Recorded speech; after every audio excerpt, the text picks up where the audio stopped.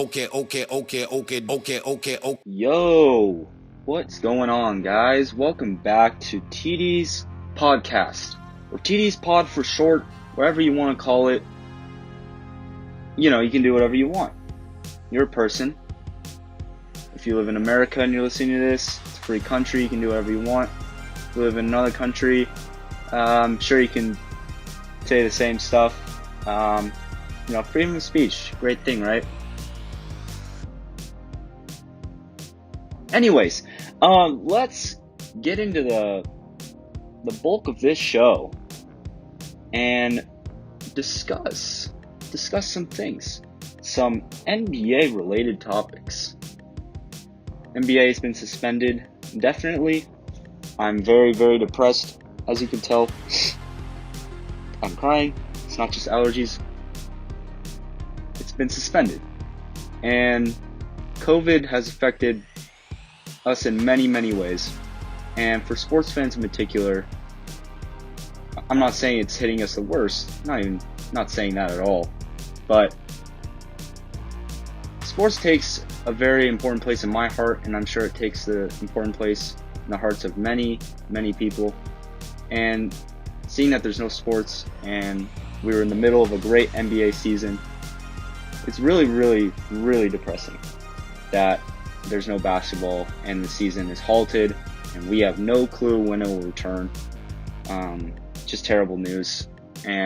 But doesn't mean that we can't talk about it. I watch ESPN, I watch Fox Sports. They're doing podcasts from home. Skip and Shannon are doing podcasts from home. They're doing their show from home and still talking about the NBA every single day because there's still a lot to talk about. And that's what I want to do with today's episode, is to talk about NBA, in particular the Los Angeles Lakers. They're my favorite team in the NBA. Been a Lakers fan for a long time. And my two guests that I'm bringing on today have also been Lakers fans for quite a long time in their lives. One man, he's a leader. He's Bolivian. Did I mention Lakers fan? Oh, yeah, I just did. His name is Calvin Neely. And second guest, he's Sri Lankan. He's a frat star. Shevy De Silva. That's right. Hold the applause. Those are our two guests today. So they'll be joining me shortly, and we'll be discussing some NBA related topics. Specifically talking, the Lakers versus Clippers battle that was so exciting this season. Will it be as exciting when it returns? What will be the outcome of that? We'll be talking, when the NBA does resume, who's the favorite to win the championship? I have talked in the past about this, not directly on this podcast, but there's like 3 or 4 teams that realistically could win the championship this year, so it's worth talking about who we think will be the favorites and who we think is going to win. So that'll be an interesting topic, and we'll be talking about some other things, Lakers related, Lakers history, and at the end we'll wrap it up with our favorite Kobe Bryant story in our lives. Watching him, talking about him. What's our favorite moment? What inspired us the most from Kobe? What did we remember most about Kobe? So that'll be at the end of the episode. So I hope you look forward to that. Yeah. Hope you guys enjoy today's episode of TD's podcast. This is episode 2 that will be put up on YouTube. And yeah, hope you guys enjoy. And here come my special guests.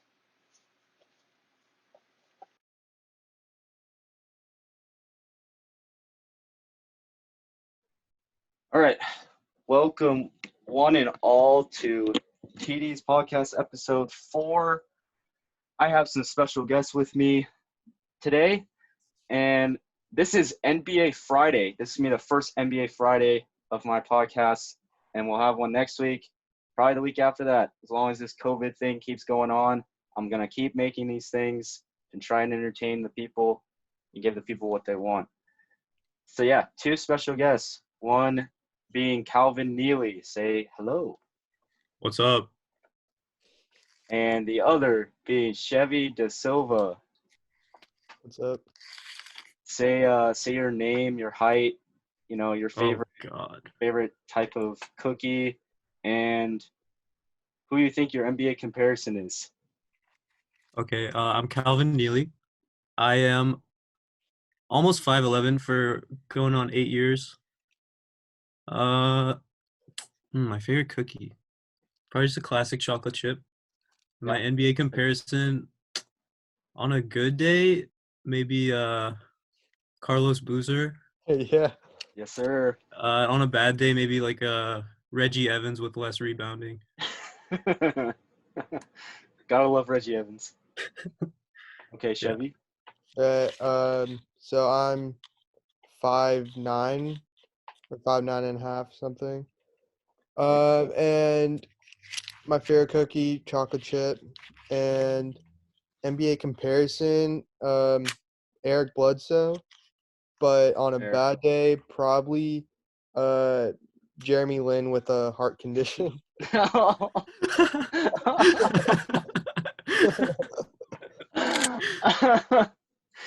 Eric Bledsoe's spot on. Eric Yeah, Bledsoe's I like spot on. that. Now, I would say Jeremy Lin on the Raptors. Chevy. Jeremy Lin on the.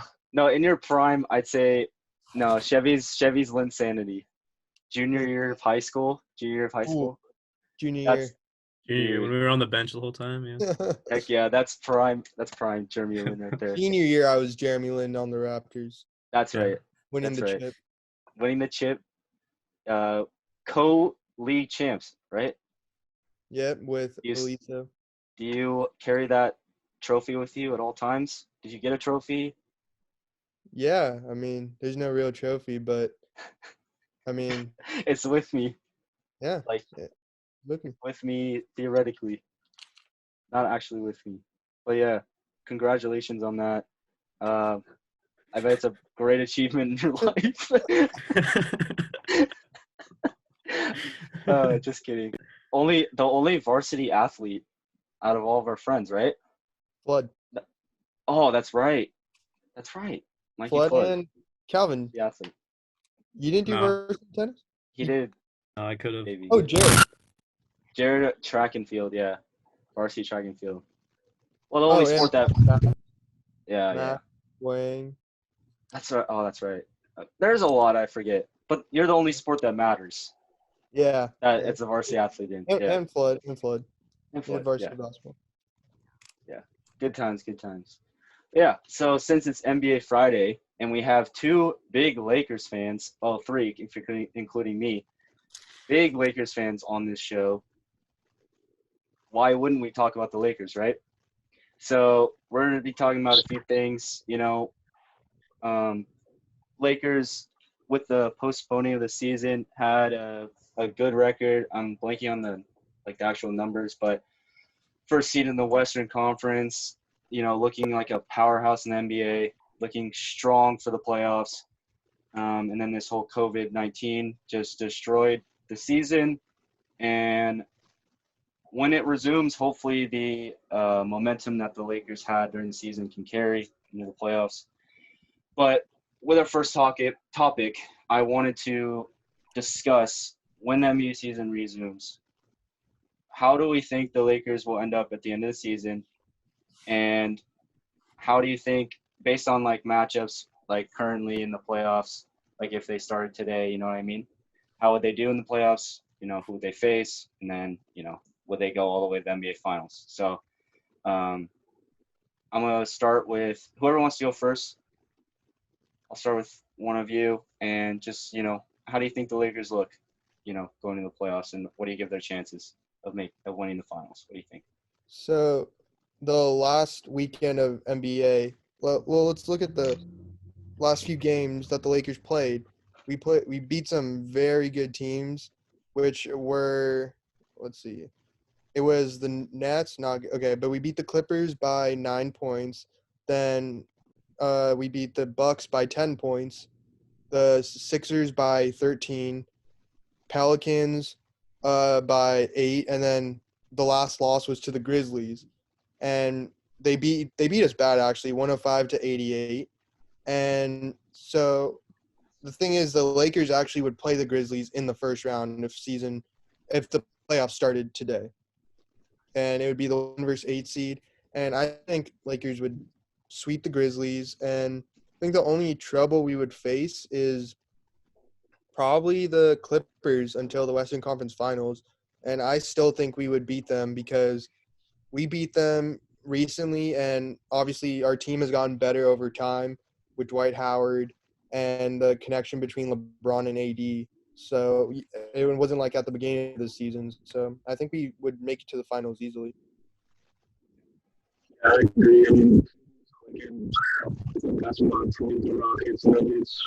Oh, Calvin, your mic is back.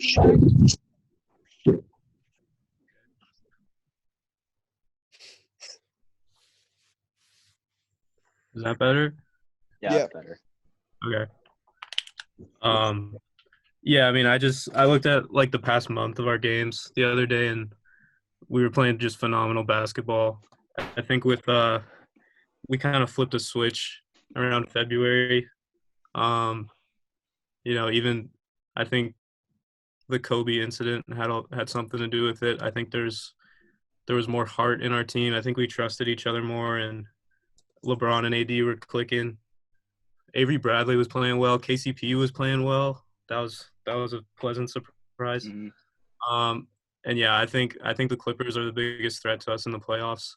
We easily get by the Grizzlies and whoever we play in the next round.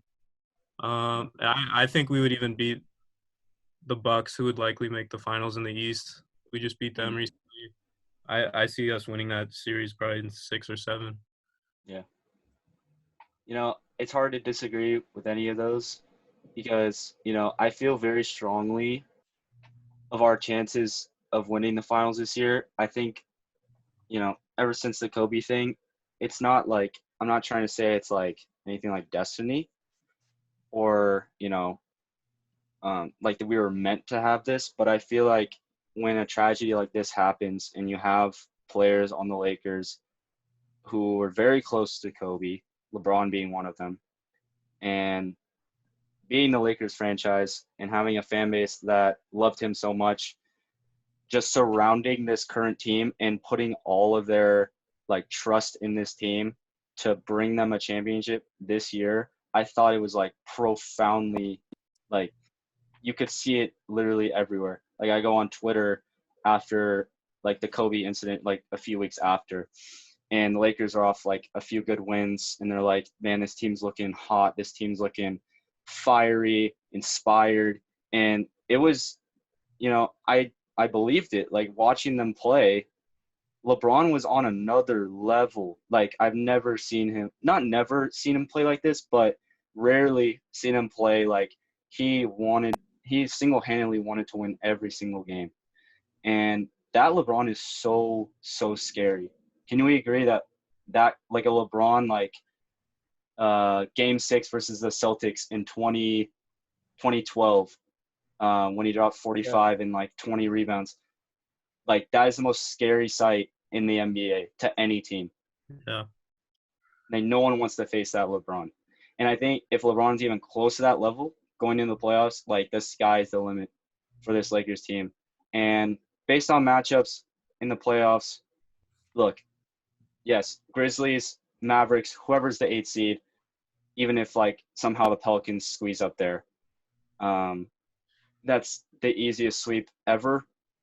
No, they're not even close to our level. They will not even get a game close because, Lakers play very good against bad teams too, which is like a good thing for like big teams because like, it's how like the Clippers have dropped a few games to like some bad teams. Like they lost by like 30 points to like the Grizzlies one time. They lost to the Knicks, I believe, one time. Like they just dropped these bad losses to bad teams. But we constantly feel like we have every game we constantly have a chance of winning because we have a mindset that we're gonna like be the number one seed, we're gonna make the finals, and we're gonna win the finals. And that's like what makes a great team. And that's what makes us a contender. So based on the matchups, I think we would destroy the first round competition. And then based on the second round, if we faced, who would we face? The winner of the 4-5 game, the 4 seed versus 5 seed game. Utah, Yeah, or that would Houston, be maybe. Jazz or Thunder right now. Yeah. And I think we would blow by them too, like not even close to our level. Yeah. And then once that inevitable Clippers versus Lakers matchup comes, whether it's in the semifinals or in the conference finals, that's the next topic I wanted to talk about is that matchup in particular because it's the most intriguing matchup in basketball, period, at this moment in time.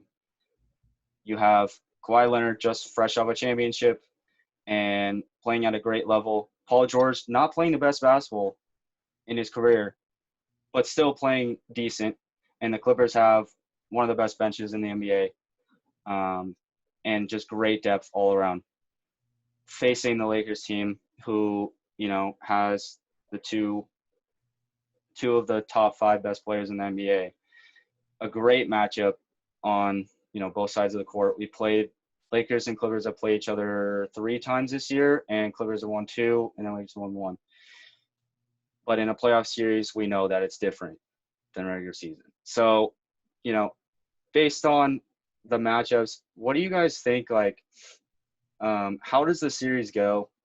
Who's a underdog in the series for either team? If you just name one for either team, and what do you think is like the deciding factor that will put a team over the edge, like to make it past each other? So I can, like, as a Lakers fan, I can definitely easily see the Clippers actually beating us in 6 or 7 games, just because, like, they are a very talented roster and they have so many weapons at the end of the game where you put in Lou Williams. Now you have Paul George, Lou Williams, and Kawhi that will make the last shot. So it's very hard to say that the Lakers would easily win, but I think they would win in the series. So, and I think our X factor would be Dwight Howard, just because the entire season he just played with so much energy that he was exactly what the Lakers needed. And I felt like if we had DeMarcus Cousins, actually, that was not what we needed. And so we got lucky when he got injured, when I thought that was a curse, and when we signed Dwight Howard. But it actually showed that how Dwight Howard was exactly what we needed, putting him next to Anthony Davis, and his athletic ability with LeBron is just like perfect together right now. So he would be the X factor in beating the Clippers, because the Clippers are a very good defensive team, and Dwight Howard gives us that edge on the other side of the court, where offensively we would be good without him, but defensively we need him to shut down guys like Kawhi Leonard going to the basket every time, like Paul George. They're very good players, but I think Dwight Howard and Anthony Davis would be hard in the paint, to score on. Yeah. Yeah, I mean, I definitely agree. Dwight's going to be super important, especially because the Clippers have, I love my man Zubac, but he's kind of soft down there, and he's not going to scare anybody in the paint, really. But JaVale, too. JaVale's got to do a solid job, or else Dwight's going to have to play, like, a good amount of minutes in the fourth quarter, maybe at the end of close games. But I actually think the X factors will probably be our shooters, because I've been watching Danny Green struggling recently. Avery Bradley's been stepping up a bit, and KCP's been doing a pretty good job. But in the playoffs, we're going to need those guys to hit shots because, like you said, Lou Williams, Kawhi, Paul George, any of them can take the shots at the end of big games. But for the Lakers, it's just going to be, either a LeBron ISO or pick and roll with AD. And he's either going to take the shot, give it to AD, or kick it out to a shooter, most likely. So we really need the shooters to step up. Yeah. What do you think about Rajon Rondo being an X factor? You want to go? He's definitely, yeah, I'll go for a sec. I really just want him to be like physical and I really want him to come close to like Patrick Beverly a bit with his like intensity like that. So if he's just battling with Beverly, or maybe I don't know, even like Shamit, just get under some guy's skin, add to like the fire of the series. I don't know. Yeah. I don't expect Rondo to do much, honestly. A little Yeah. bit of playmaking, but I don't know if playoff Rondo showed up, then that's a whole different story because playoff Rondo would be something else for this team. Yeah, Yeah. that's what I was thinking because 2017 was the Bulls Celtics series where everyone counted Rondo out, and the Bulls go up 2 games to none on the Celtics when they were the number 1 seed, and this was in the second round, and they go 2 games to 0, and Rondo is killing it. He goes down, and that team still had Dwayne Wade and Jimmy Butler, and they got the next 4 games they gave up to the Yeah. Celtics. And then the next year he goes to the Pelicans, and they're the 6th seed playing the Blazers as a 3rd seed. And it wasn't him, but DeMarcus Cousins went out with his first injury, and Anthony Davis, Drew Holiday, and Rondo, they all came together to sweep the Blazers. So I do think Rajon Rondo would actually be a really important piece because in the playoffs, he knows how to win. That's what he learned from the Celtics. And beating teams when he's the underdog is what he knows how to do. So I think he would be really useful. Yeah. Whenever you have a veteran, which is filled in the Lakers roster with savvy vets who've played in a lot of playoff series, Danny Green, Avery Bradley, Rondo, Dwight Howard, JaVale McGee, bunch of veterans who have, had close to championship experience, but a lot of playoff experience. What I'd like to see with Rondo is, I don't know, it's a big question mark, what I'd like to see, because Rondo hasn't exactly been consistent this year with like the type of play that is expected out of him. And what I expect out of Rondo, what I wanted consistently out of him this season was like 20 to 25 minutes a game where he's the primary ball handler and he has the two big men in there, either AD Dwight or AD JaVale McGee. And then Rondo's running the offense on, for like a solid 15 to 20 minutes, and when LeBron's out the game. I've made this point before about how Rondo and LeBron sharing the floor at the same time isn't a good mix because they're both primary ball handlers. They like to share the ball, and they take a lot – they don't take a lot of time on the shot clock to like set up the offense, but they don't exactly like what's the word? Not spread the floor as well, but like obviously like they're not known for spot up shooting. So like the offense is kind of stagnated if they're not like, the primary ball handler. So when you have both of them out at the same time, Rondo or LeBron being the primary ball handler, you have Rondo sitting in the corner who shoots like 30-something% from three, very inconsistent.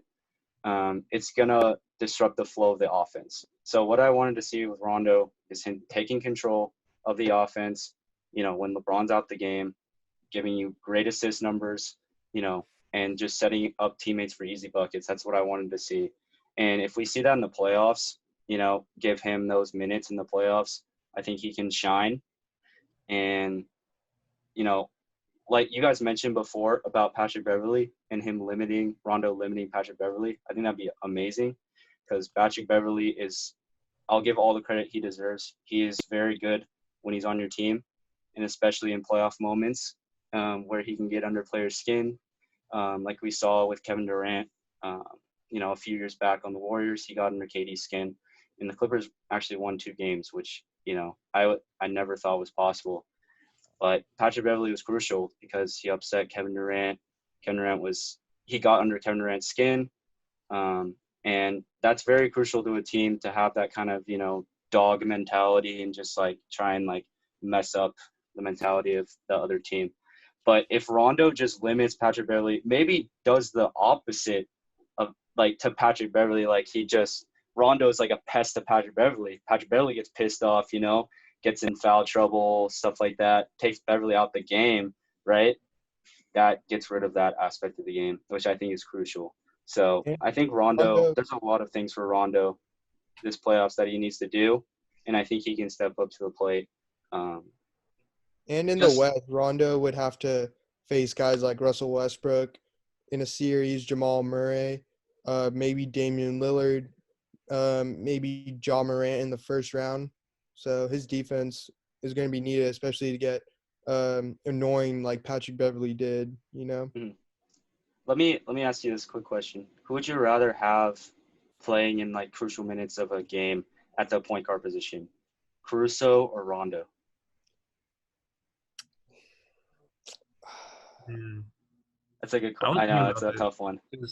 Well, so the thing is, I understand the question, but I think in the crucial moments, it's probably going to be LeBron. If I had to choose between Rondo and Caruso, I think I'd have to go with Rondo just because of his experience. But I think Caruso, he's kind of like Dwight Howard, where he brings that energy the entire game and he leaves it out all on the floor.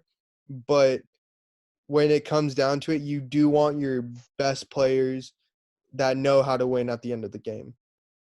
Mm-hmm. Yeah, I think it kind of depends on how the game's going. So if Rondo is having one of his really good games, then he definitely should be on the floor at the end of the game. But I think what we could see is just Caruso having a really great defensive game. Maybe he's knocking down some threes, and he might be out there at the end of the game, not really playmaking because that's not his strength.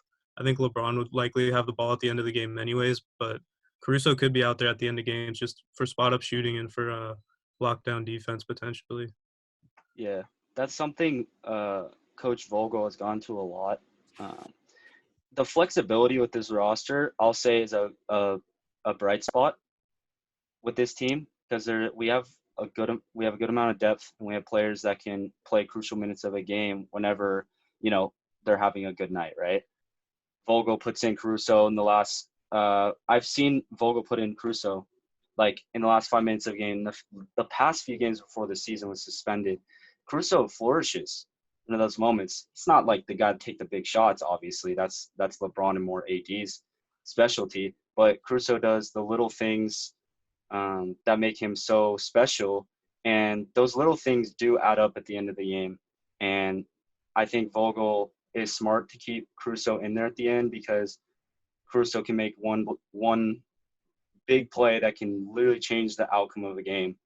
And I haven't seen that consistently from Rondo to make those big plays, those big time assists, those big time steals. Like I haven't seen that, but I've seen that from Caruso.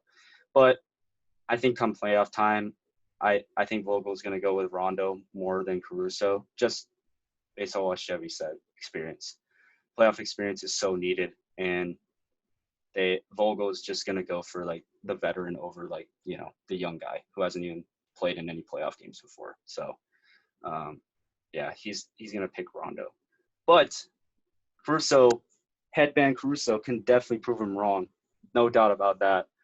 And I think Caruso could earn some minutes in the playoffs for sure. I still think though our closing lineup would actually be LeBron, Danny Green, either I think Bradley probably actually, and then Yeah, Anthony Davis and JaVale. I don't think JaVale actually was playing at the end of the games. JaVale doesn't close games very often. It's So usually was Dwight or Anthony Davis was moving to the 5, and then like the fourth guy, I don't know. It was always changing. So that Yeah. would probably be Rondo and move LeBron to like the 3 or something. Mm-hmm. Rondo or Caruso. Rondo Caruso. Yeah. I was thinking about this earlier, and I want to know what you guys think of a lineup like this. We see with the Rockets, going super small and playing PJ Tucker at center. I don't know if it's working great for them or not. The record is decent since they traded Capella away, but it's not like amazing. But they've certainly shown a new style of not like a brand new style of basketball, but just like a 5-out offense that had. I just want to bring it back. I remember the first game we played the Rockets after they traded Capella, and I remember specifically reading like, oh, we're gonna destroy the Rockets. Like AD's gonna feast on them. No center in there. No one's gonna block AD. We lost. We lost to them. They're making their threes. They're playing good, solid perimeter defense, and we just couldn't do anything against that. So what I'm saying for like a possible lineup for the Lakers in the playoffs, maybe going with like LeBron at the 1, either KCP, Avery Bradley at the 2, Danny Green at the 3, and then put either KCP or Avery Bradley at the 4, like spread them out like 2 through 4, all three of those guys, and then put AD at the 5. That gives you perimeter defense, that gives you scoring, shooting, and then you have AD rebounding and blocking shots on the inside. And going on a team like the Clippers, who start Montrezl Harrell like in the last few minutes of the game at center, that would basically, it wouldn't offset the Clippers offense, but it would certainly match up defensively better than like another lineup, say like JaVale's out there or like Dwight's out there at center and AD's at the 4. So what do you guys think of that, like flexibility of a lineup, like the shorter guys out there? What do you think? I think in today's NBA it would work, especially with Anthony Davis's ability to go out and actually guard on the perimeter, but he's just better suited to be in the paint. And like it's hard to say also because LeBron is in his 17th season, but I think his body would still allow him to push the pace, obviously, which he has been doing all season. But like it's something that LeBron hasn't done since like, early his Miami Heat days. And I think with that, Anthony Davis would have to, he already is a decent 3-point shooter, but he has to be more like Chris Bosh and be able to, be able to hit it consistently and actually be a threat. Because right now it's more like he's a threat to go inside on anyone and dunk it. And he has that 3-point shot in his arsenal. It's just not like on no coach actually plans to guard Anthony Davis's 3-point shot yet. So Anthony Davis would have to work on that for them, for the Lakers to actually implement the small ball lineup for like an entire game. Yeah. Yeah, I definitely like the idea of spreading the floor with a lineup like that, but I think I would actually replace one of Bradley, Green, and KCP. I'd probably replace them with hopefully Kuzma can show up in the playoffs, because at the beginning of the year, I think we all had pretty high hopes for Kuzma, and he's had a really up and down season so far. I think if he were to play the 4 with AD, that potentially could be really good if he's hitting his shots, and he can score from like anywhere on the floor, so he would be able to space the floor, maybe take someone off the dribble and make a little floater. I think that might be better than having 3 like shooting guards in the game with LeBron and AD. But Kuzma has been inconsistent, so I don't know. I don't know if Vogel will even trust Kuzma at the end of game playoffs. So Kuzma's gonna have to step up if that's the case. Yeah, I know Lakers fans definitely don't trust him at this point. I can say I don't trust him at this point, dude. Let's be honest, dude. He's distracted. He's been distracted this whole season. He's been, in LA trying to, hook up with chicks and, trying to get in his in his bag, because, he thinks he's handsome, dude. You see how he like changes his hairstyle like every like few weeks or so. I'm like, dude, come on. You gotta be in the gym. Like, you gotta be putting up shots. Like, you can't be spending hours trying to do your damn hair and like we're trying to win a ring. We kept you around. We didn't trade you. We traded everyone else except you. We gave up more to keep you, like, in the end. And like, you're not proving exactly that you're worth keeping around. And it's a whole nother subject I don't like to talk about later on with Kuzma. If we should keep him, trade him next season, or not, and like what's the reason why he's playing so consistent. But yeah, I hope he does turn things around. The NBA starts up again and proves that he can be a solid piece for the Lakers in the playoffs, solid scoring piece. I really hope he does, but that is a question for the future for sure. Let's get on. I just want to take a pause for a second. You guys can hear me fine, right? Mm-hmm. Yeah. Okay. I just want to make sure. Yeah, you guys sound good. Let's see here.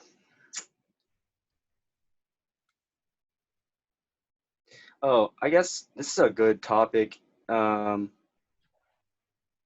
have to go like super in depth, but does COVID-19 and like the this whole break that the NBA is taking, do you think it will impact teams negatively or will it impact teams positively? Like going into, say, like the NBA season starts up again, right? And Adam Silver says, all right, we're going to start in the playoffs, like right when the season resumes in June, straight to the playoffs. Do you think it impacts those teams in a negative way with having all this time off, or is it like a more of a positive thing, like giving them rest and time to, you know, get in better shape, But they've also been not playing basketball, so they're not in basketball shape. So, do you guys think it's more positive that they have this time off, or is it negative? So there was the earlier report today that Giannis and Chris Middleton don't have access to a basketball hoop. So I think that negatively impacts players. And for guys like LeBron and Anthony Davis who have access to hoops because, like, I don't know, some players have courts and they have hoops, they Yeah. have their own gyms. So I think what would happen is you would see a legendary run by LeBron or someone that has been still working on their game. When everyone comes back, they're going to be well rested and they're going to be ready to go. So the defenses are going to have to like be ready for that. But then on the offensive side, like there's going to be some guys that are just going to dominate because they're actually going straight from regular season to the playoffs because their mentality hasn't changed. But Yeah. the physical aspect of it might be harder on defense. Mm-hmm. Yeah, I definitely think it'll be a negative, not just for not being able to play basketball, but it's not even like players can, you can't really build any more team bonding or chemistry because you can't see any of your teammates. So it's like, I don't know, the only thing you can really do in this off season is like study film and if you can work on your game, but I really don't see how this could benefit a majority of players at all. I don't even think LeBron or people like LeBron and AD who can play basketball, they're not going to be in their best shape because you can't replicate, you know, an actual NBA not going to be in that shape immediately. It'll be really interesting if they do immediately because I feel like a lot of guys will be, out of game shape at the very least. So it might be a little rough in the first round or two. So that'll be really interesting to see. Yeah. It's interesting, like the first round of playoffs would be like for like these top teams, it'd be more like just like the first series would be like them trying to just get back in shape. And it would be Mhm. like a rough series for both teams. Yeah. But like say like a matchup like a Clippers versus Mavericks in the first round, it would be a rough series. They going straight into the playoffs like that, not being in basketball shape at all. And it would definitely be more of like just like like a trial like game to see how your team looks and like just to get back in shape. That would Yeah, I be mean kind of some lower funny to watch. seeds some lower seeds could steal maybe a game or two They on the they higher probably seeds in the first could. I round mean, because yeah, yeah. I they mean, probably could. because right now the Clippers are supposed to play the Mavericks in the first round, and you never know what could happen because Kawhi's had enough rest. He likes his rest, Oh so yeah. like Yeah, exactly. That thing we've been mentioning a lot is the like Western Conference, and we haven't really talked about the East. I just want to address that real quick. The Eastern Conference is realistically a one-team powerhouse, and realistically, I do not see any team in the Eastern Conference contending with the Bucks for the finals. And that's just my personal opinion on that. And that's why I don't really bring up the Eastern Conference a lot because there's not a lot of intrigue in it as much as the Western Conference. If you guys have anything to object with that, if you think like the Celtics may have a chance or like the Raptors or something like that, go for it.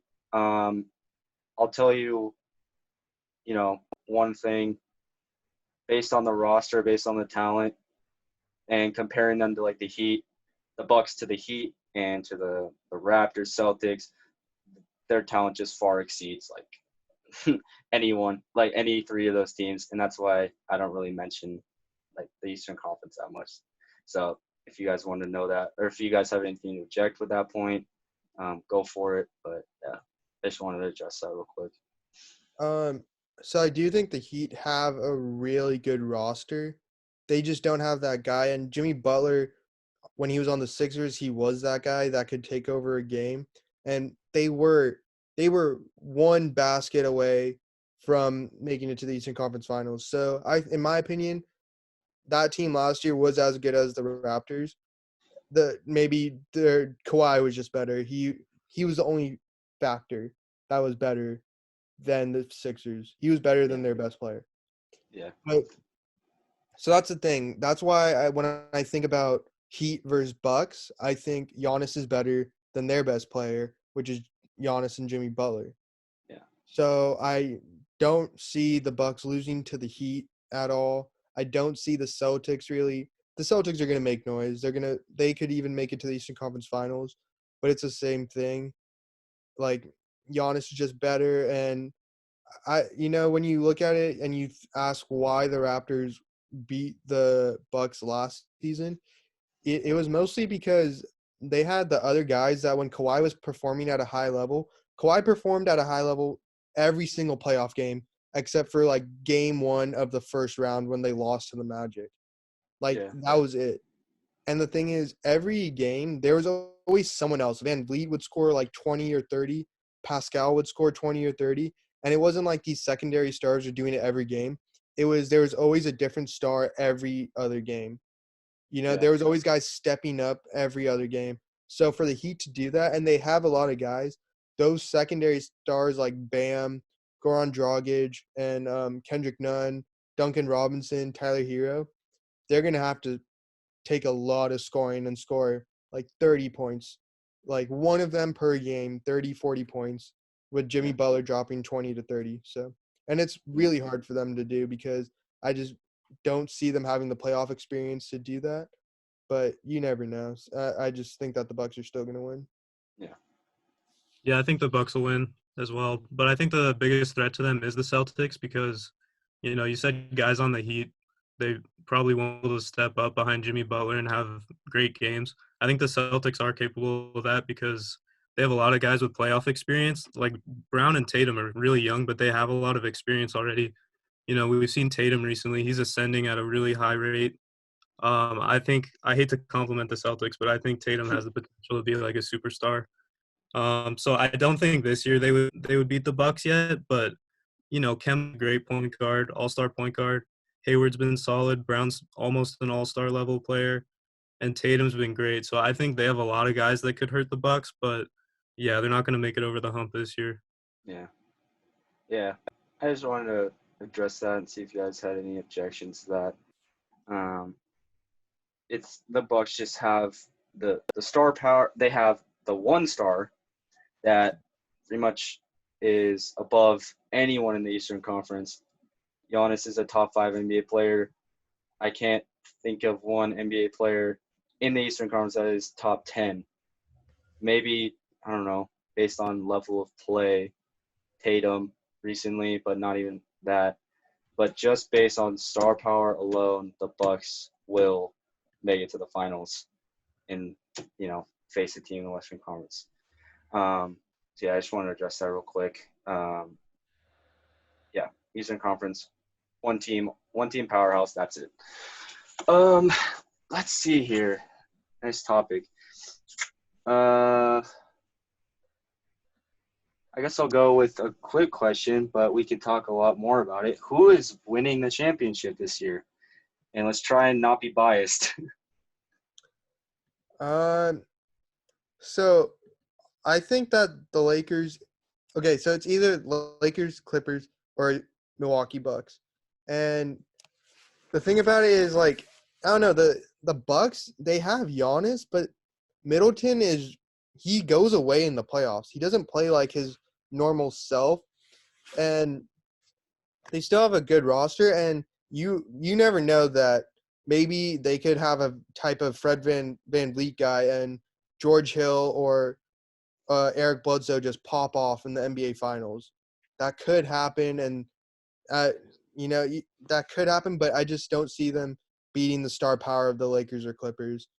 So I do think it's still going to be an LA team, and it just comes down to that Western Conference Final Series. Yeah. Yeah, when the Lakers make the finals, uh, I really do think they'll beat the Bucks because unless for the Bucks to win, they would have to shoot lights out, I think, the whole series. It's kind of amazing how a guy like George Hill is shooting like over 50% from three this year. You know, they got Kyle Korver. They've made the perfect team around Giannis with all the shooting that they've established, and they've got great length on defense. They rejuvenated Brook Lopez's career. The Lakers couldn't do that. Um, but I just think I don't know. I feel like the depth of the Lakers is better. I feel like we match up pretty well. And I'll be honest, I guess this is a little biased, but I've never been a Giannis fan. I didn't believe in him at all last year. I didn't think the Bucks would make the finals. I didn't think the Raptors would beat them, but Yeah. that's a different story. But I don't know. I do think that this season Giannis has been even on another level than he was last year in his MVP campaign. So I do give props to Giannis for that, but I don't think that this year he'll be able to take the team to the finals and put them over the edge. I think LeBron will be able to get it together with the Lakers and he'll be able to get a chip. Yeah. You know, yeah, I try my best not to be biased with the Lakers and, how good they're playing this season, but I like looking back at the last week before the NBA was suspended, and we mentioned this before how they beat, the Clippers, they beat the Bucks back to back, and those are the contending forces for the championship, the two teams that we would probably have to beat in order to win a championship. And we beat both of them, and we beat them in impressive fashion too, showing that we have defensive versatility, offensive outside shooting, inside scoring. LeBron is just the ultimate facilitator of an offense and is one of the best passers of all time, in my opinion, if not the best passer. And just an ultimate facilitator that just runs the offense in a flow that like most teams cannot stop. And I want to give a perspective that's not Lakers related, and I'm going to go to the enemy town, the Clippers, just for a second, because I want to give an I want to give an overall perspective of how they're going to do and why they're not going to win, because the Lakers are going to win, in my opinion. I just want to give like a quick perspective of why they have a chance, right? I don't want to be unfair to all the Clippers fans out there who want to whine and be like, "Yeah, you're just a Lakers bias. Like, you're a Lakers supporter only. You're not fair to the Clippers." Well, the Clippers are the inferior team. They always have been. 0 championships. Suck on that. So I just want to give them a shot, right? So let's. That's very considerate of you, Trevor. I respect that. Thank you. I'm a man of the people, even though sometimes people are wrong. So I want to give their side. So Clippers, when I talked about their depth before, and it's the main factor of why they're going to be, so good and so dangerous in the playoffs. Look, Kawhi had a great team last year in the Raptors who had overall depth and overall veteran experience and young players too, not to mention, like Pascal Siakam, who played great in the finals against the Warriors, and Fred VanVleet, who showed up in random games, random spurts when they needed him to, and Marc Gasol, veteran leadership, providing low post defense, defense in the paint, and great passing for a big man.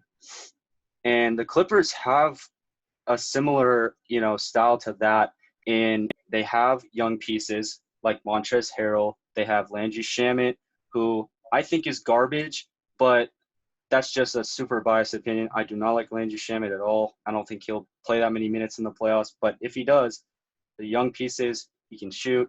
Montrezl Harrell is a center force of that team. Overall, defense, rebounding, everything.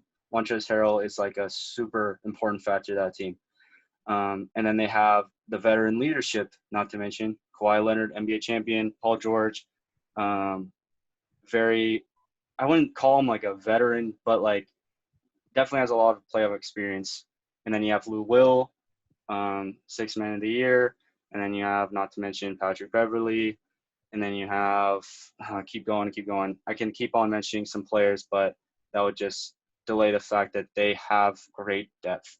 And Kawhi has been like, I'll say this, he has been taking his foot off the gas, to say the least, this regular season. I will say he is definitely managing his time and managing his health.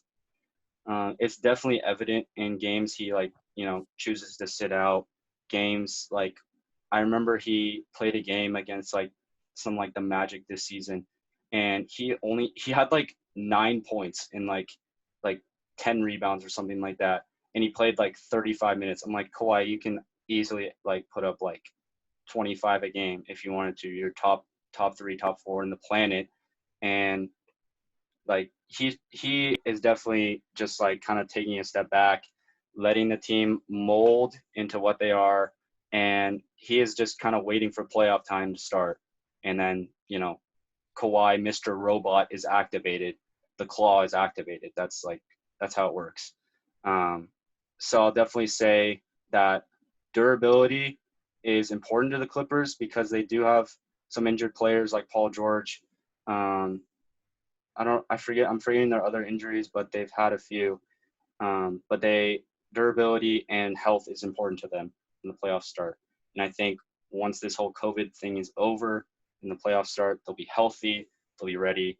They have a dangerous team on both sides of the floor, and they match up pretty much against any team in the Western Conference and are very dangerous.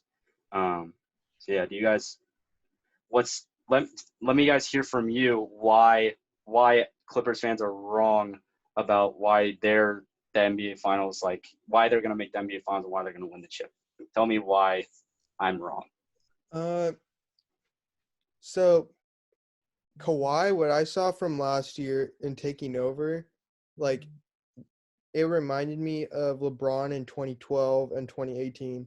So LeBron in 2012 beat the Celtics, and then from there, LeBron went from like being a loser in the NBA to a winner.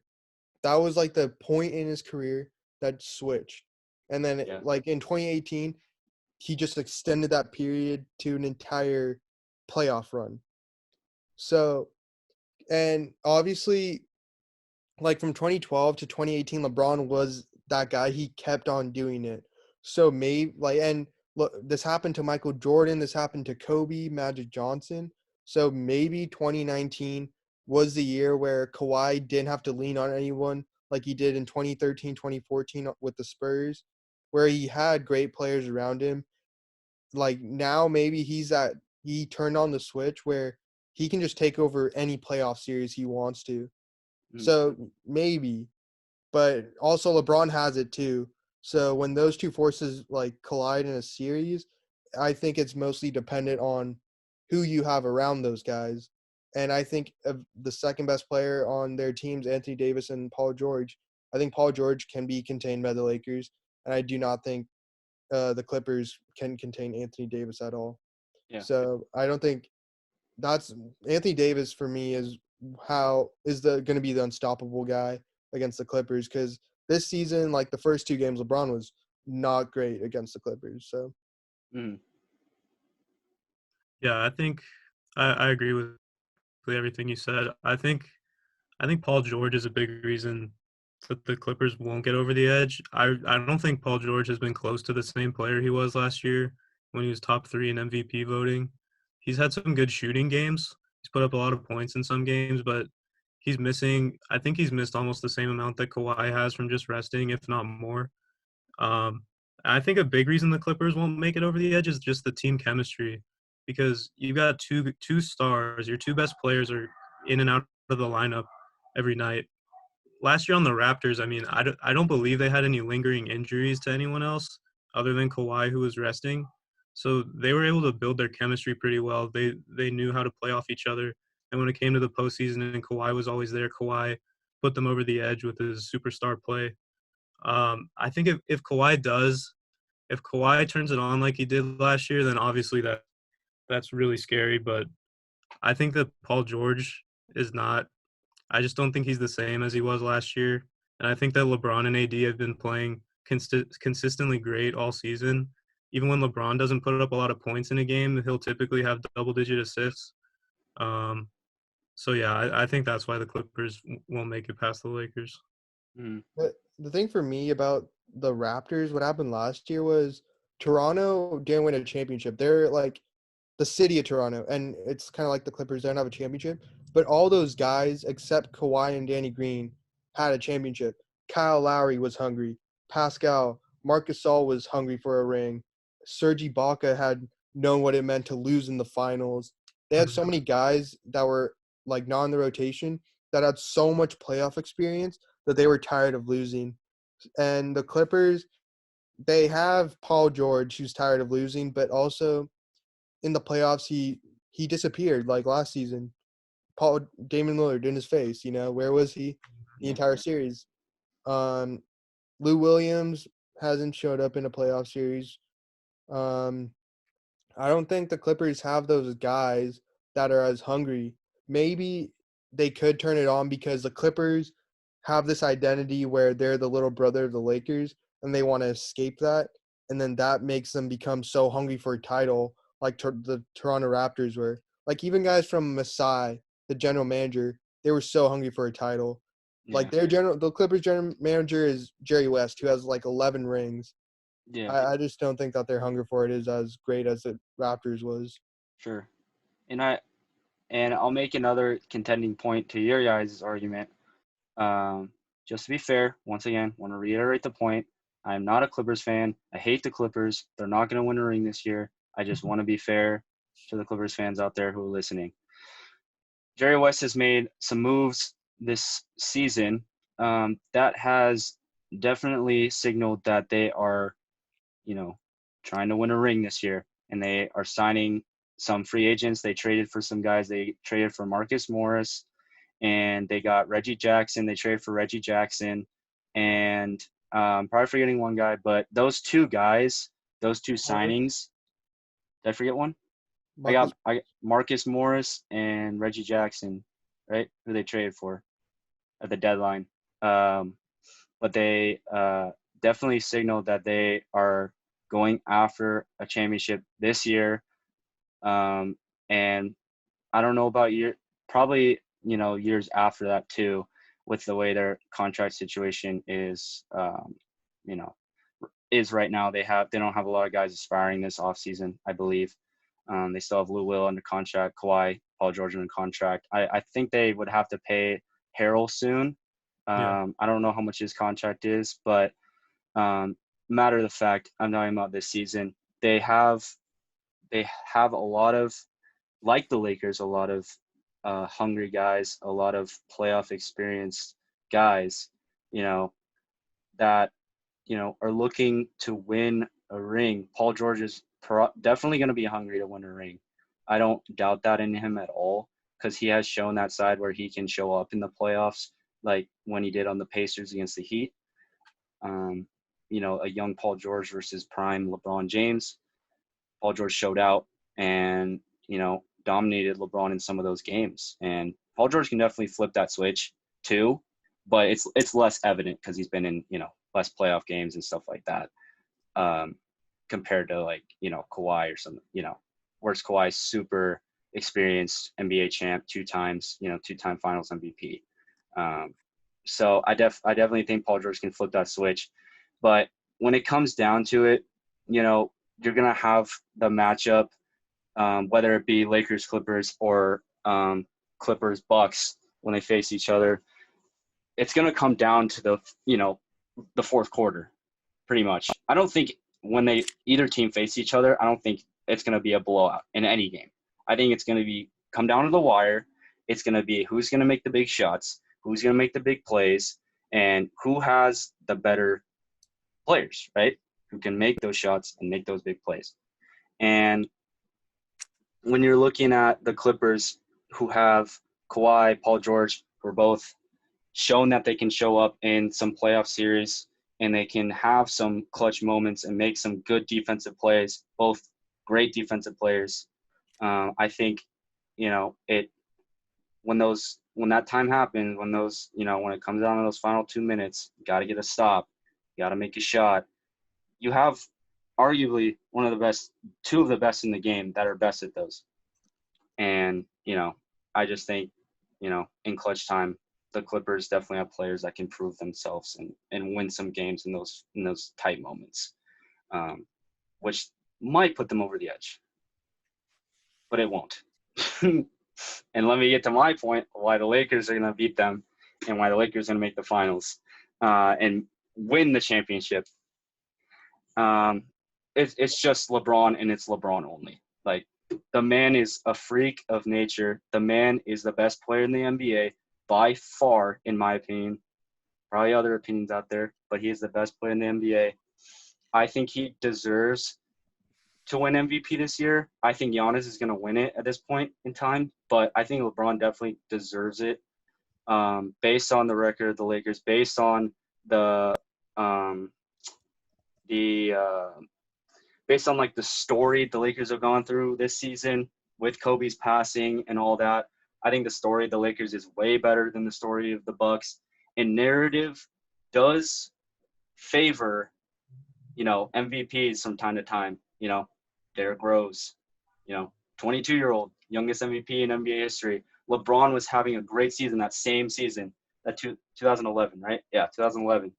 Having an MVP type of season, and they gave it to Derrick Rose because he was so young and he was playing great. But I thought LeBron possibly should have won that MVP. But narrative does favor the MVPs and does favor some players more than others, right, in the MVP race. And it's simply just LeBron versus the world at this point. And I think LeBron will prove why he's the best player in the NBA, why he's one of the greatest of all time, if not the greatest of all time this season. And I think he'll just push the Lakers over the edge, beat the Clippers and all that.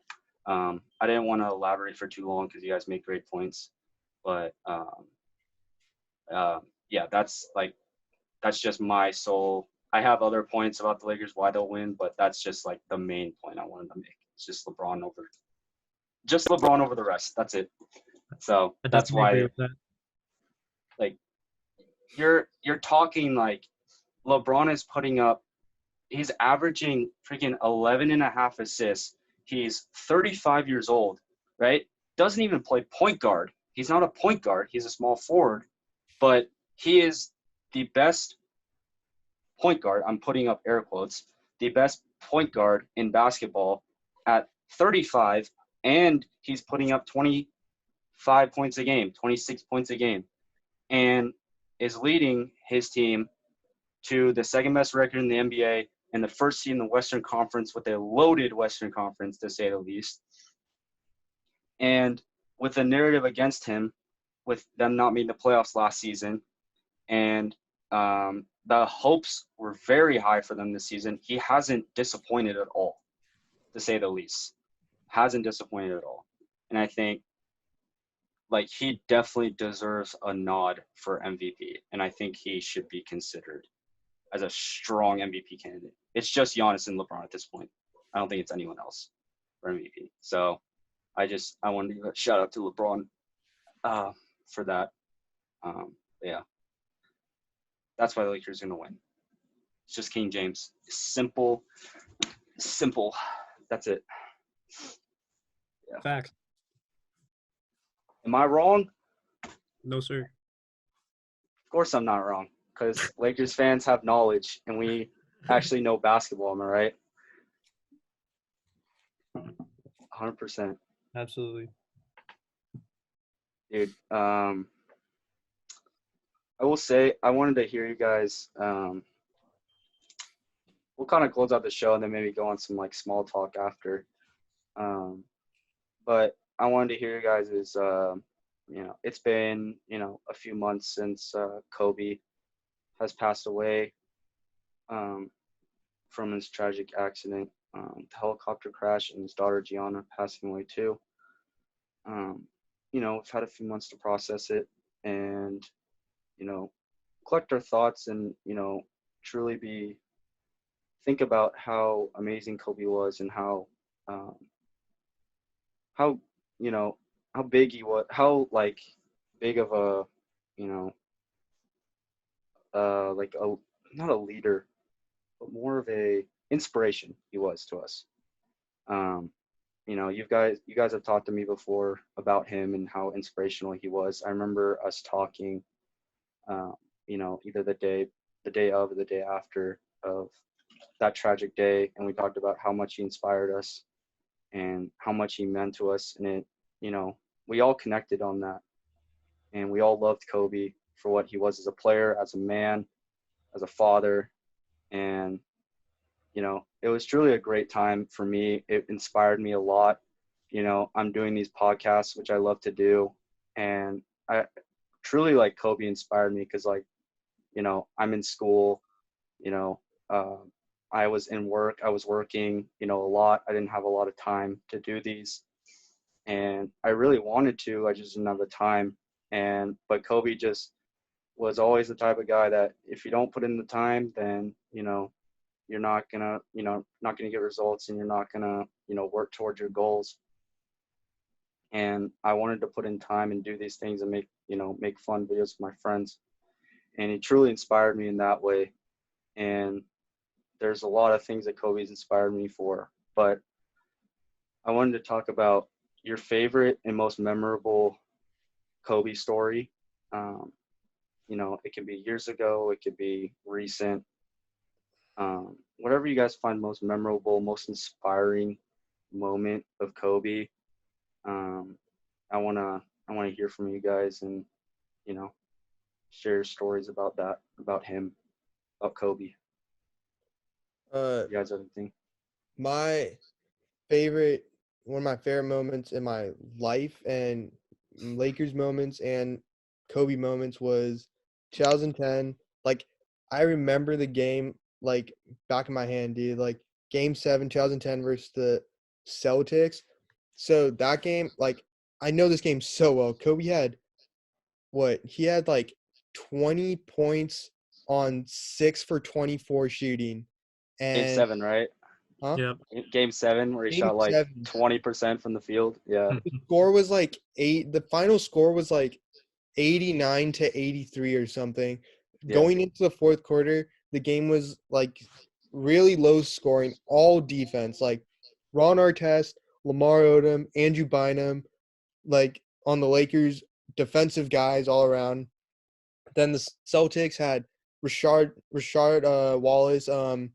Rasheed Wallace, Yeah. Paul Pierce, Kevin Garnett, Ray Allen, Rondo, and that series was just insane. We were down 3-2 in First super 2008. team. Yeah, First the super team. Yeah. in No one wants to. 2008, Yeah, people want to say. 2008 we were down 3-2, and then we go to Boston, we lose. And I remember watching that. I remember Kobe walking off the court with the green and white confetti coming down. He just walks off the court, and like just looking at him, I remember watching him. I'm like, okay, like he's the Yeah. MVP. This ain't gonna happen again. Like I know it. 2009 we win, and it's like, okay, we beat the Nuggets, so what? We beat the Magic, so what? We didn't beat the 2009 LeBron Cavs that won 66 games. That's what I wanted to see. Yeah. Or we didn't beat the Celtics. That's what I really wanted to see. Then 2010 we finally get the chance. The Celtics actually during the regular season they were the 4th seed, but they were insanely dangerous. They beat the Cavs in the second round, then they beat the Magic in the conference finals because Yeah. they were just so loaded with talent, even though they were a little bit past their primes, maybe a year or two past their primes. And we're down 3-2. I'm like, shit, this is happening again. Like 2008, come back, game 6 in LA, we win, blow them out. Game 7 was insane, and I just remember Rondo, like, closing out the game. Rondo misses the 3. Lamar Odom gets the ball, throws it to Kobe. Kobe 5 rings. Like, that was it. And it was just one of the best moments ever because it's like he got over the Celtics. And that's one thing. When you're a Lakers fan, you know to hate the Celtics. And in 2008, that was one of my first years watching basketball, and we lost to the Celtics. So that was like my passion. I hated the Celtics, and being them with Kobe not shooting well, but playing defense like how he did. He held Ray Allen to 16 points and Paul Pierce to 18. Like those guys are 30-point scorers in playoffs. And Yeah. he played amazing, even though, and then gets the game-sealing assist to Ron Artest for the three, the dagger, The done. dagger. Insane. That was one of my favorite moments ever. Yeah. I'm doing the blowing kisses right Oh, now. yeah. Around Oh, And yeah. then Ron Artest, Kobe, pass me the ball. Kobe passed me the ball. He Oh, finally passed me the ball. Yeah, I mean, to be 100% honest, I wish I was, but I didn't watch basketball for that season, the 2010 championship. I wish I did, but I just didn't have that interest yet.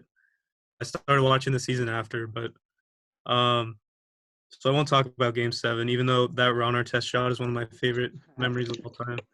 Uh, an honorable mention for a memorable moment was a game I didn't even watch, but it was in the 2013 season with Dwight and Steve Nash against the Raptors. I'm sure you guys know which game this is. When Kobe hit, I think, three ridiculous 3-pointers. We were down by like 5 to 7 points for a while at the end of the fourth quarter. Allen Anderson standing straight up. Kobe is stopped, pump fakes, shoots it right over him, and just swishes it. And then he hits a ridiculous shot, corner three in the fourth quarter. And then finally in overtime, he finds a wide open lane and dunks it to seal the game. I remember I was I don't know where I was. I was in a hotel and I was like watching the play by play and I was like, what? Like, how is this happening? What? And I go back and watch the highlights and I was just amazed. Like, this guy's absolutely incredible. No one's like him. Unstoppable. But as far as my favorite Kobe memory, it was his final game in 2016, the Jazz. Yeah. He had I remember I watched that entire game. My family even watched it. He had a rough start. I think he started 1 for 5, 1 for 6, and then but from then on out, he turned it up. Absolutely went off. Scored 60 points. Took 50 shots. And by the end of that game, I was just in tears, and I was like, man, I really think for the past like 5, 6 years when I was a Lakers fan, I was like, I kind of took this guy for granted a little bit because I would always say Ron Artest was kind of my favorite player, and I would root for guys like Jody Meeks or whatever to play well. But all that time, Kobe was the one leading every team. I remember when Kobe got mad that I think Jordan Hill and Nick Young were celebrating at the end of a game during one of our absolute dog shit seasons. And Kobe was on Jimmy Kimmel, and he was watching that clip just with a straight face, and he was pissed off. Just a winner at heart, and he wishes if he didn't get injured in 2013, he could have had a few prime years left in him. Maybe the Lakers could have done a bit better, but besides all that, I enjoyed watching the Lakers dog shit years because I liked some of the guys we had, and when Kobe played, I loved watching him play. Yeah. So when he scored 60 points, that just, I don't know, everything hit me, and I was like, I really don't get to see this guy play basketball anymore. He's one of the greatest of all time. When ESPN replayed that game, like when I first watched that game, I was like, oh my god, I was so happy. And then it says Mamba out. I was like, yes, like perfect ending to a perfect career, like Absolutely. absolutely perfect. I didn't cry. Then they replayed it, and I actually cried. Like I couldn't hold myself back. But Yep. the 2013 game against the Warriors, like that moment is so like influential around the world, not just to Lakers fans. Like think about it. 2013, they're fighting for the 8th seed. Kobe, like he just tore his Achilles, and when you tear your Achilles, KD knew it, Kobe knew it. Like everyone knows when they tear their Achilles, and they know when they're done. Mhm. He did it, and he still shot free throws. Like he has 5 rings at this point. He's about to be the 8th seed. Like think about it. Like what did he have to like? Why would he do that? Like what did he have to gain from making the 2 free throws if he wasn't even going to make the playoffs? Yeah. They got swept by the Spurs in the first round. He didn't have to do that, but it was like he had to do it because what he had done up until that career, like it was like he worked so hard that he couldn't come off the floor without finishing the game, until like his doctor said you have to get out. And he did it also because Lakers fans, they come to the games and expect your favorite player to do something. And, that's what he did. When there's a ton of kids wearing the Lakers jerseys that say Kobe Bryant on the back, that's why he played in 2013. That's why he did stuff like that. Then you can see it all around the league where not just in the NBA. Richard Sherman, he tore his Achilles. He said, I got to walk off by myself. Like Yeah. Kobe did this. Then Klay Thompson, 2019 finals. It's the finals. Like, he had to knock down the free throws. It doesn't matter that you tore your ACL. It's like, you worked your entire life for this. You have to finish it. Mhm. So when Kobe did that, it was like, now I look back at it, I'm like, why would he do that? But it was like, he worked so hard, he had to, and then he did it for the city of LA and all his fans, because that's what they expect him to do. Just make something simple like free throws, even if your Achilles is gone. Like, it's just amazing. I remember it was just heartbreaking because the Lakers performed well below expectations all season, but Kobe made a promise. He's like, we're gonna make the playoffs because we weren't even in the playoffs mid-season, so we were on track, and then he goes down with the Achilles, and it was just heartbreaking because we knew that he wanted to win. Who we could have done in the playoffs, but we probably wouldn't have won in the first round against the Spurs Yeah. with Kobe, but we got a game or two, and that might have been, even more meaningful today. But the fact that he tore his Achilles, it was just heartbreaking. And looking back, it's just devastating. Hmm. Yeah.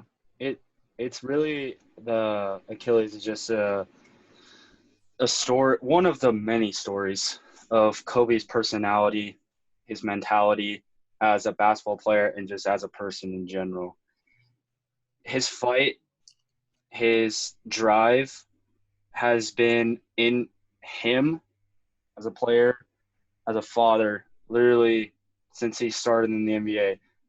People said it started after, like, oh, he airballed the threes against the Jazz. Like, his mentality started. That's like when, like, Mamba mentality started. He worked his butt off that next season, became an all-star, and then just, went on from there with, like, the best mentality, the most hardworking mentality that a basketball player can have. But like, the Achilles tearing is just like, and stepping up and hitting those free throws is just one story that exists in the life of Kobe that shows why he is the greatest to play, one of the greatest to play, if not the greatest in my mind.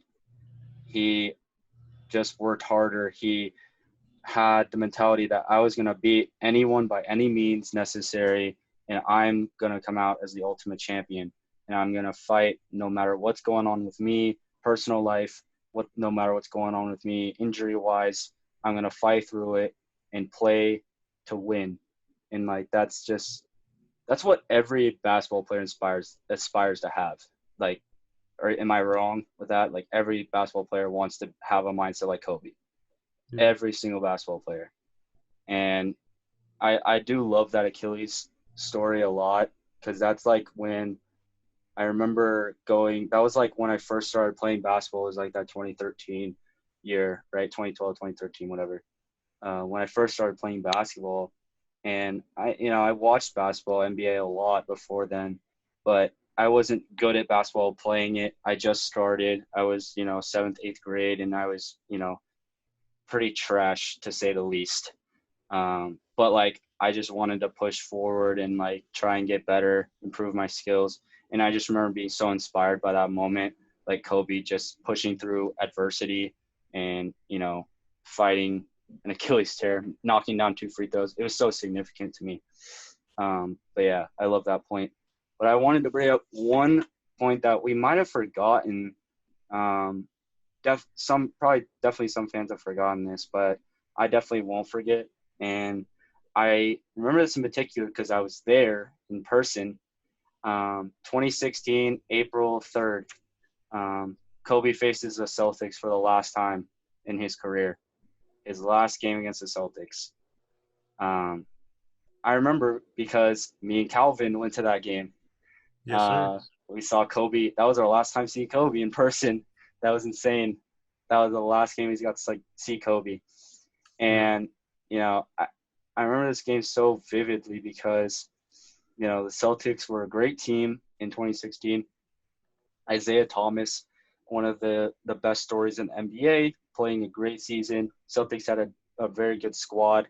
I can't remember how far they went in the playoffs, but I think who did they beat by in the playoffs that season? Was it Which the season? Cavs? 2016. So this was the That Cavs wasn't Isaiah's championship year. best season. I think that was Isaiah was an all-star, but that wasn't his best season, right? Was that the next year? 2016, the Cavs. In 2015, the Cavs beat the Celtics in the first round. Mm-hmm. 2016. And then Cavs 2016, the Cavs beat the Raptors in the semis or in the conference. The conference. I think they beat the Celtics in the. No. I think the Oh, I'm Celtics beat blanking, the bro. Hawks in the first round. Like it was the 4-5 matchup. I think the Celtics beat the Hawks, and then they lost to The some. Raptors. No, I'm pretty sure we beat the. Okay. Then I think they lost to the Raptors, but, yeah. Matter of the fact, I wanted to bring up this game in particular because I was there in person, and I just remember like every moment, like the last few minutes. We lost this game against the Clippers, 107-100, but Kobe went for 34 points against the Celtics in his last game, and Brad Stevens. I have a quote here. He's like, I can't imagine what he was like 10 years ago because he looked like he was 29 out there. That's what Brad Stevens said after the game. Because, I remember, all the Celtics players, dapped up Kobe after that and, just showed the ultimate respect for Kobe. I remember we all were just standing up and, clapping for him at the end because, that was his last game against his biggest rival in his entire career, the Boston Celtics. And he put up 34. Did lose the game, but still, I don't think it mattered, that much to him. He gave it his all. But I remember one shot. It was I had this recorded on my phone. That's why I remember it so much. It was the last, it was final 4 minutes of the game. And, the Lakers are just giving the ball to Kobe, letting him take the shots as usual. But I remember he's going up against I don't know, a young Jaylen Brown or something like that, or Jay Crowder. And, they're playing pretty good defense on him. And I remember him fading, he's almost at the 3-point line in the corner. I remember him fading to his left. So, like the worst shot you can possibly take in basketball, fading to your left, out of bounds, mid-range shot, a low percentage shot, and he just drained it I think it was to tie the game or to take the lead in the fourth quarter. He just drained it. And I remember we went crazy. We're like, what the heck?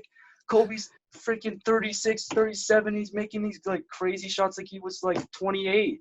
I'm like, that just shows how good Kobe was. Even at an old age, he just still had that killer mentality to knock down shots and take those shots. And he just wanted to go out on top.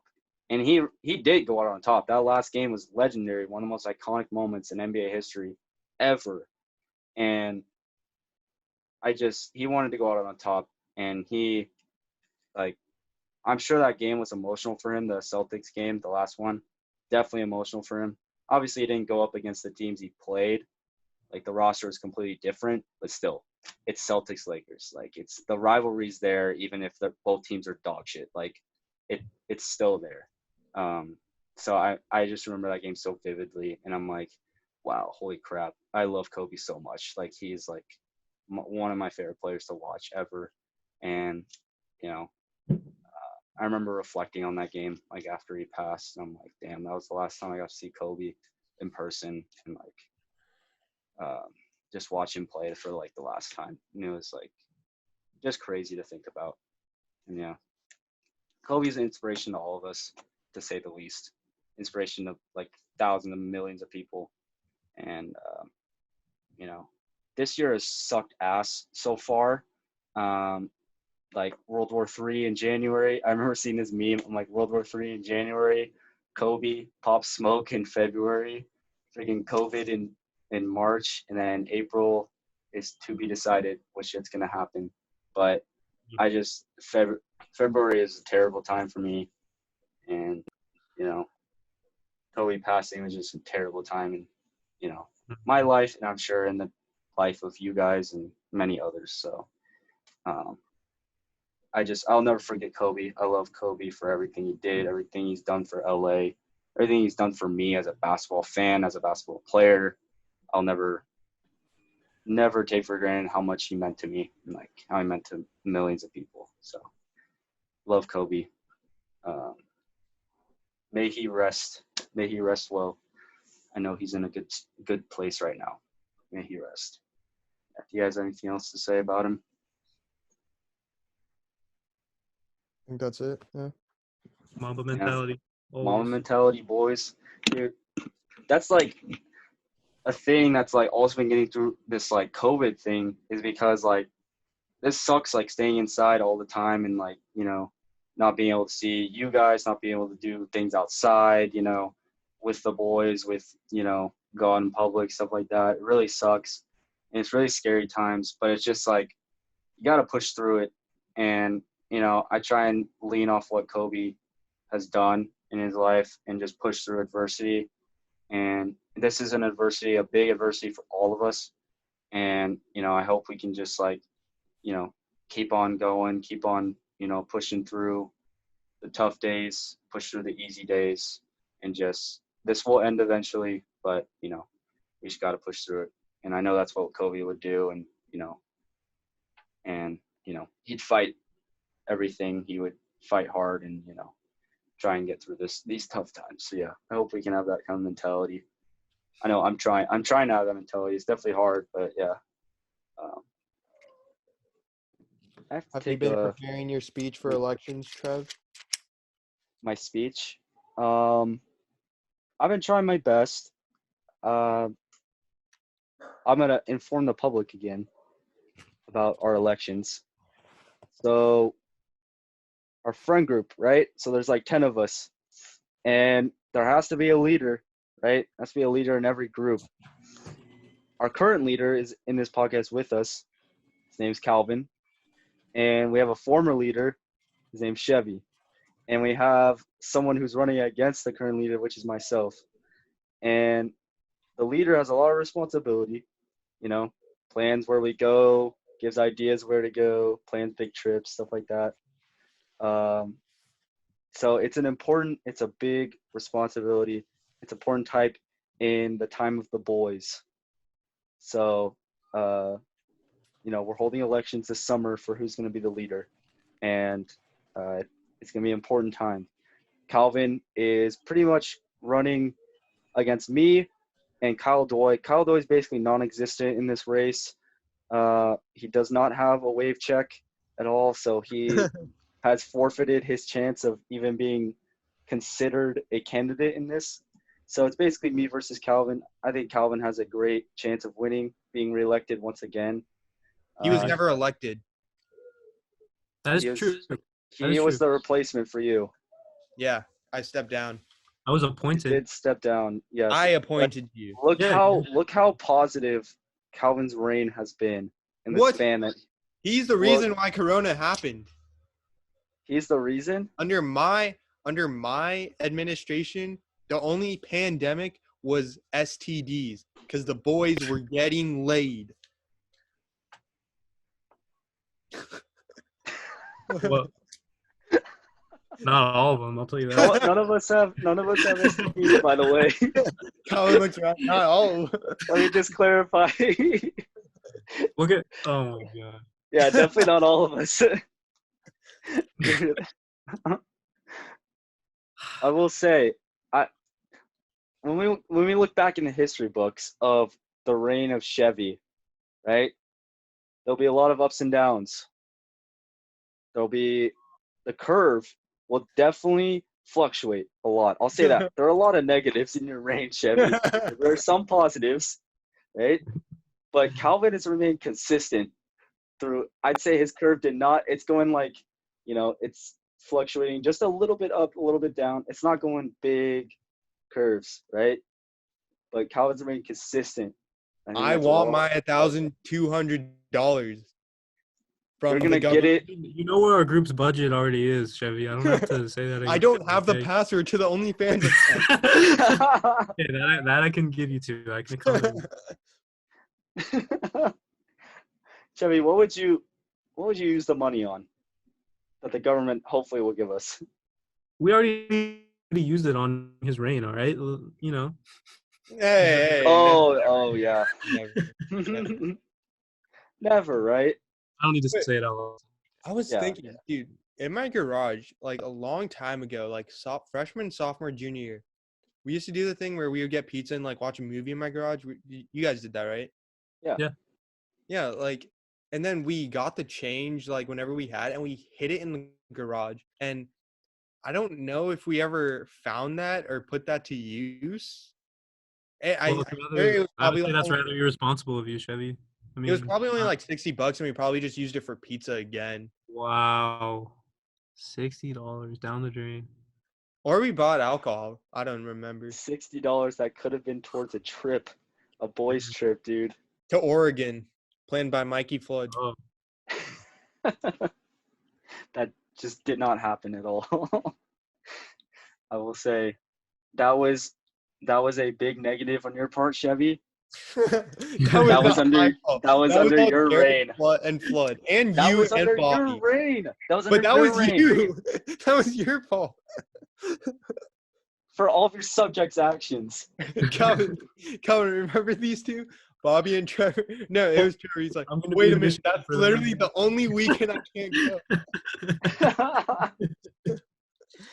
Hey, I'll say this: none of this would have happened if Flood would have just booked the trip, because literally all of us could have gone. I'm For waiting a for whole Christian. week. Dude, just book the trip, dude. Like, one person is not gonna. Oh my god, one person not going. Everyone could go. Oh my god. Everyone. I remember getting that text and saying I couldn't book it. The day was taken. I'm like, are you serious? And then we gave up all the substitute dates, and I thought I could go to one, and then I said no, I couldn't. So for Yeah. this summer, we will plan Lake Havasu. And when James, Flood, and I were talking about it, like we were just flowing out ideas. We were saying Vegas and Miami. And obviously next year we can plan something bigger. Like this year we're going to Havasu, I think, or Tahoe, but mostly Havasu. Yeah. Then next year we can plan for a flight trip. Like I don't know. I know Calvin's excited if we go to Vancouver. Dude, Vancouver's the place. No, because the thing about like Miami or Vegas, that'll be lit when we're all 21. But I think next summer, you're still not gonna be 21, right? Oh, you are 21. But In Vegas I can go. In Miami I could probably get in somewhere. so maybe next year Vegas or Miami would be good. But yeah, Vancouver. I can't get in anywhere in Vegas with the fake. Okay. Yeah, Vegas takes that really seriously. Or what we should do now is put in a fake order for all the boys, and we can go up to LA, like do something like just in the summer, because in the summer I might need to work. I'm not sure yet. I don't know if I want to go back to Regal, but Mhm. James doesn't want to. And I know Calvin, you're not gonna work. I mean, I would like to because I need money, but I don't know. Okay, I'll give you $6. Like, calm down. That's double your salary in Cleveland, man. Bruh. First of all, Cleveland's Northeast Ohio. I'm in Southwest Ohio. And I make $9 an hour. Hey, Wait, I'll it say- went up? Huh? Did it go up since you last worked there? No. I thought I gave you more shit last time because it was like $7 an hour. No. I think that's like the apps. No, Ohio's minimum wage is like $8.25, but we make $9. Oh, that's right. Because you work 6 hours a week. Yeah. I don't Because get the hours.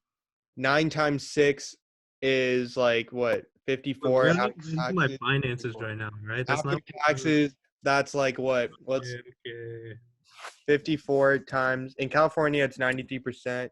So you're making $50. Not Wait. quite six-figure salary, if I do say so myself. Okay, that literally reminds me of Jared, where he went to KFC for one 5-hour shift, made $50 when minimum wage was $10 an hour, made $50 after taxes, basically. And then he would Okay, use but that. I'm not asking to work once a week. I'm trying to work as much as I can, and that's all they'll give I me. know, but it just reminds me of Jared, how he would spend his money on gas to go to work, where he would make the $50 to get another tank of gas. Yeah. God, dude. Yeah, but we have big plans coming up. I think We my will be decided. I we Miami. could, like this summer, I still have my Europe trip with my friends.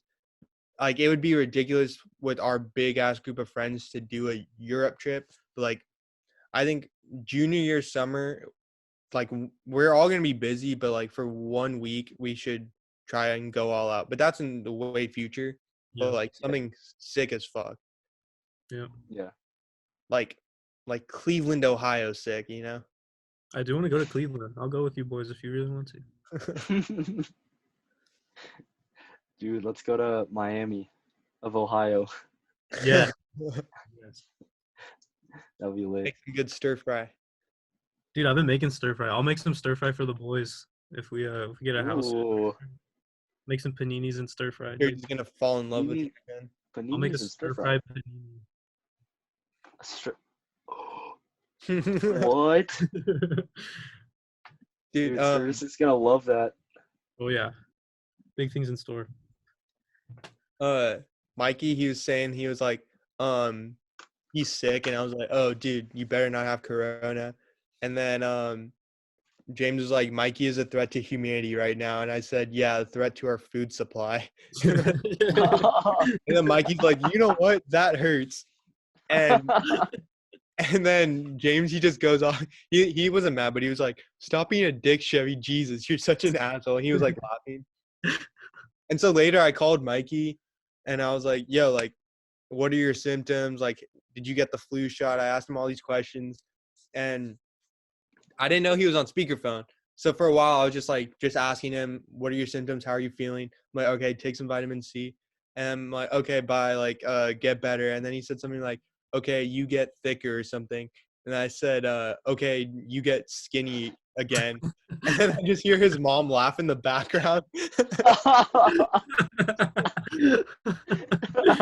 Oh my god. So funny. Wow. Oh man. Uh, Yeah, elections will be held. All the candidates will be intoxicated when giving their election speeches, and then the group will decide. It'll be a legendary day, to say the least. What's the format? Is it going to be like everyone? I think it should be like everyone gets one question, and then the two leaders, potential leaders, debate about the question, and then at the end of that, we all vote. Yeah. Like, we have all this time to, submit our views and, stuff like that. And it'll come down to one big question that has to be decided on by all of you. And then Yeah, we'll each Yeah. have questions. But yeah, I have a few pages and spreadsheets ready, so I think I'll be pretty good. I don't Keep need spreadsheets pages ready. or spreadsheets. It's all up here. So then Kyle dropped out. So then bitch of the group Yeah. is still between Sturgis, Flood, and Kyle. Yes. Yeah. I think Kyle. Oh, Sturgis was saying that you should be considered for that as well. I'm former leader. I'm exempt from it. It's in the Okay. Constitution. Oh, the Constitution. Yeah. Okay.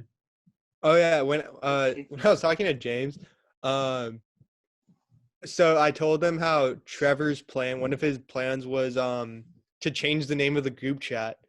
And James, he just goes off, like, because everyone is mad about that in the Discord. And he was like, what? That is so stupid. That's like pretending George Washington didn't exist. That is the root name. You can't change it. And then Mikey's like, yeah, it's Desempoins. It's the original.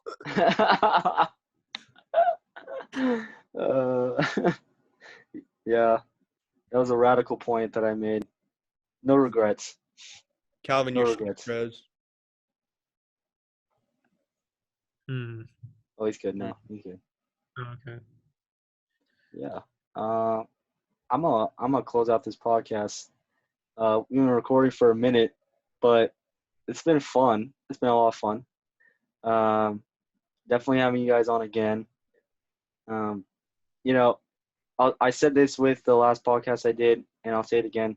This is an experimental podcast, so I'm just deciding, what I like best, what I think is the most fun to talk about, what's most fun to,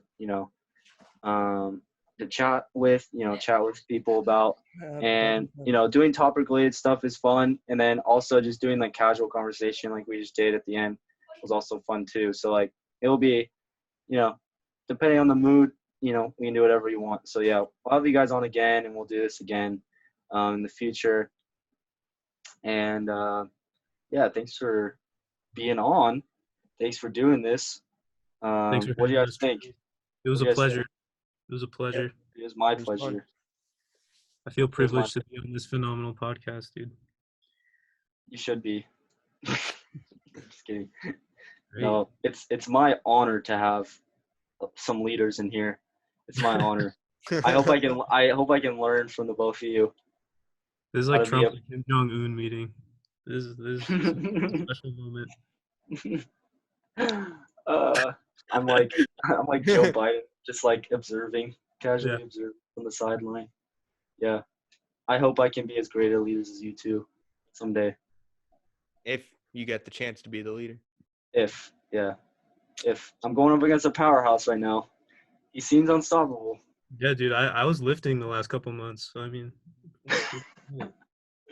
Oh yeah, That's what was that thing on Twitter that you posted that you ran for 2 miles? Oh yeah, no, I ran a half mile and then I had an otter pop, and I was like, Oh, damn, Mr. my Roach, arms yeah. feel cool again, yeah. I was gonna comment. I was like, I don't believe that you got an otter pop, and I don't believe that you ran half a mile. All right, I'll run a half mile. I'll run a half mile tomorrow, and I'll show you my otter pop. document the whole thing. Yeah, I'll do a vlog. Do a vlog tomorrow. Sundays in the morning after we box, like James, Mikey, and I will run up the hill. Like there's a huge trail behind their houses, and that's when like we can see Trevor's house from there. It's like this huge hill in between Portola and Melinda, and like dude, James and I we just run fast and like we just watch Mikey slowly walk up. We just yell at him the entire time.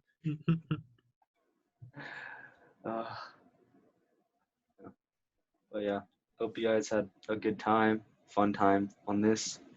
Yes, sir. This should be up in a few days. I hope the audience is looking forward to it. I know I am, to see how this gets feedback from like some Clippers fans, because might get some negative hate comments, but they don't mean crap to us because we're always right and Clippers fans always wrong. Yeah. So I'm looking forward to that, and looking forward to having you guys on again soon. So I'll take care, guys, and stay safe. Chevy, wash your hands. Yep. Yeah, Chevy. Yeah, Chevy, wash your hands. Dirty man. Thank you guys for tuning in to TD's podcast, episode 2. This was the NBA Friday special. I hope you guys really enjoyed this episode, especially NBA fans out there. Hope it was informative, and hope you enjoyed it, and especially to the Lakers fans out there. Hope you enjoyed it as well. Tried to, give Lakers fans some hope when we return from this COVID-19 outbreak, and once the NBA season starts rolling again. I want to give you guys some hope and know that we still have a great team and still have a chance of winning a ring this year. And I want to give some, different perspectives on, our chances of winning, the Clippers' chances of winning, and, some other NBA stuff that we talked about. It was really fun, and I enjoyed it a lot. I hope you guys did too. Got some more podcasts on the way. I hope you guys are looking forward to that. Music podcast is coming up. Rappers in particular. And we're talking about the best rap albums of 2019, because it was a great year for music back then. So yeah, I hope you guys look forward to that, and more stuff coming on the way in TD's podcast. Peace and love to all of you. Thanks for tuning in, and stay safe.